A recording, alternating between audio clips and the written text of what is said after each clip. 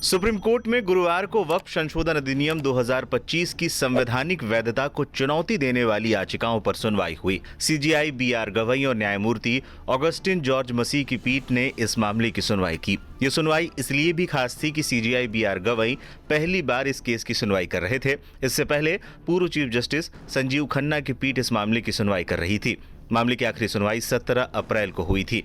गुरुवार को हुई सुनवाई के दौरान एसजी तुषार मेहता ने कोर्ट को बताया कि सरकार ने अपना जवाब दाखिल कर दिया है। उन्होंने ये भी बताया कि वक्फ मामले में शीर्ष अदालत द्वारा पहचाने गए 3 मुद्दों पर विस्तृत जवाब दाखिल किया गया है। इस दौरान कोर्ट ने पूछा कि क्या अभी इस केस में अंतरिम राहत के लिए सुनवाई हो रही है। इस पर तुषार मेहता ने कहा कि अगर कोर्ट अंतरिम आदेश पर विचार करे तो उसमें भी ज्यादा वक्त नहीं लगेगा। कपिल सिब्बल ने भी इस दौरान कहा कि किसी भी दिन अंतरिम राहत पर सुनवाई हो सकती है और इसमें ज्यादा से ज्यादा 2 घंटे लगेंगे। सुनवाई के दौरान वकील विष्णु शंकर जैन ने कुछ ऐसी मांग रखी जिसे सीजेआई ने तुरंत खारिज कर दिया। यहां तक कि एसजी तुषार मेहता ने भी इस पर आपत्ति जताई। सभी याचिकाएं मुस्लिम पक्ष की हैं। क्या ये ध्रुवीकरण की छाप नहीं देगा? हस्तक्षेप की अनुमति दें। सीजेआई, ये संभव नहीं है। इस तरह तो हम शुरू करने की स्थिति में भी नहीं होंगे। विष्णु शंकर जैन, 1995 के अधिनियम को भी चुनौती दी गई है। वक्फ ट्रिब्यूनल जो असंवैधानिक है वो अभी भी है।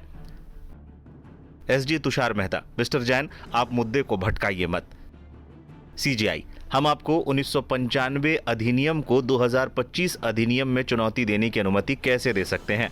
हम अभी सिर्फ मूल सवाल पर विचार करेंगे। हम 1995 अधिनियम के लिए किसी अंतरिम राहत पर विचार नहीं करेंगे।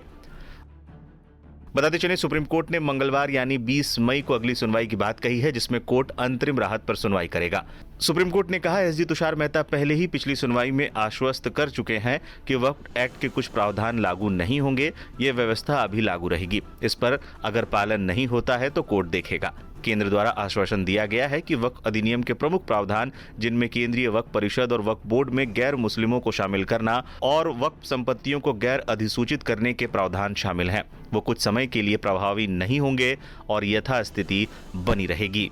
इससे पहले सुप्रीम कोर्ट के पूर्व सीजेआई संजीव खन्ना इन याचिकाओं पर सुनवाई कर रहे थे, मगर अपने रिटायरमेंट के चलते उन्होंने इन मामले को नई बेंच के समक्ष भेज दिया था। जस्टिस संजीव खन्ना ने सुनवाई के दौरान कहा था कि इस केस में हर किसी की बात को सुनना होगा और वक्फ कानून संशोधन की वैधता को चुनौती देने वाली याचिकाओं पर वो अपने कार्यकाल के अंतिम दौर में किसी तरह का कोई आदेश सुरक्षित नहीं रखना चाहते। केंद्र ने वक्फ संपत्तियों के संबंध में जो बिंदु उठाए हैं और जो विवादित आंकड़े दिए हैं, उन पर विचार करने की आवश्यकता है।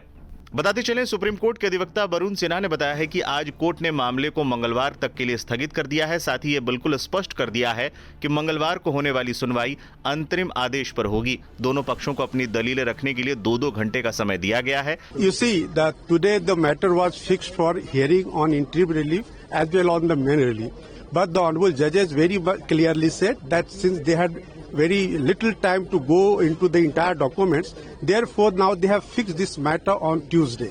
On Tuesday the matter will be heard for interim relief only. So both the sides will have to exchange their documents prior to Monday, and on Monday the short notes on the argument has to be filed, and now the matter on interim will be heard on Tuesday. So what is going to be the notes? The notes will pertain to that.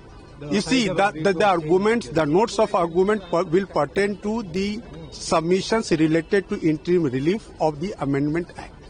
इससे पहले केंद्र सरकार ने supreme court में दिए अपने जवाबी हलफनामे में कहा था कि वक्फ संशोधन अधिनियम के विरोध में दायर सभी याचिकाओं को खारिज किया जाना चाहिए। बता दें कि मुस्लिम पक्ष का दावा है कि वक्फ संशोधन कानून के जरिए सरकार उनके अधिकारों का हनन कर रही है। देखिए, वकील हमारे थे कपिल सिब्बल साहब, जो मोहम्मद मदनी की तरफ से, जो कि पिटिशनर है जमीयत उलमा हिंद की तरफ से, जब पेश हुए और बात की है। काफी देर तक जज ने दोनों की बातों को सुना है, लेकिन आखिरी इस पर पहुंचे कि हम दोबारा से इन तमाम दोनों को मौका दे रहे हैं और अपने पॉइंट्स बना करके जो भी है एक दूसरे को शेयर करें और उसके बाद फाइल करें और फिर हम ट्यूसडे में सुनेंगे। 2-2 घंटे दोनों तरफ से सुनेंगे और उसके बाद कुछ डिसाइड करेंगे। विष्णु जैन ने 1995 का हवाला देकर के उस पर सुनवाई चाहते थे, इसको लेकर क्या कहा सुप्रीम कोर्ट? हाँ, अभी तो कुछ सुनने के लिए नहीं कहा, अगली उसी पे डिसाइड करेंगे। ट्यूसडे में ही जो भी सुना जाएगा उसी पे ये तय होगा, क्लियर होगा कि क्या करना है उसको। लेकिन उम्मीद ये है कि हमें जिस तरीके से जज साहब ने इसको बगौर सुना है और उसको तवज्जो से सुना है और आगे भी 2-2 घंटे का मौका दिया है कि इसमें फिक्रमंद है वो इसको लेकर के, और जो ज़ाब्ता और उसूल है और जो गैर दस्तूरी तरीके पर जिस तरह से कानून को इन्होंने पास किया है उस कानून के खिलाफ और हमारे हक में फैसला आएगा इंशाल्लाह। लग रहा है कि राहत मिलेगी अभी नहीं? बिल्कुल उम्मीद है हमें राहत मिलेगी, हमारी उम्मीदें अदालत से वाबस्ता हैं और उम्मीद है कि जरूर राहत मिलेगी इंशाल्लाह। सुप्रीम कोर्ट ने जो अभी तक रोक लगा रखी थी सरकार को, वो रोक अभी जारी रहेगा? वो अभी जारी रहेगी, तब तक के लिए रोक जारी रहेगी।